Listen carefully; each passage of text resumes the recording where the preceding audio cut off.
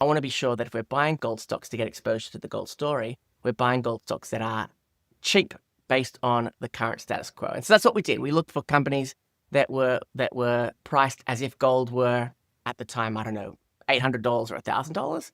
And we said, you know what, whether gold goes up or a little bit down, these companies ought to do quite well.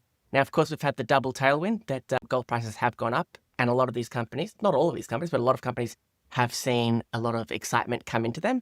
And so I think we've seen about 150% return in about the 2 years that we've been launching since we've launched the fund.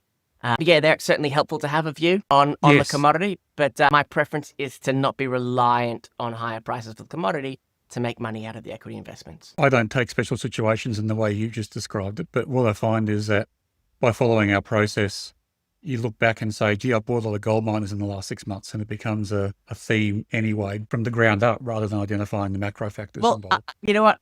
I agree, Tony. I mean, that's how this actual fund came about. We're not out there looking to launch new funds. You know, Vas and I are investors. We love businesses, we love valuations, we love finding opportunities. And when we find an idea through our broader research either doesn't fit mandate or goes a bit too far for our flagship fund, then we'll launch something to give us, you know, special exposure. So we've got a little bit less now, but at the time when we launched the gold fund, we already had 30-ish% exposure to gold companies in our flagship company.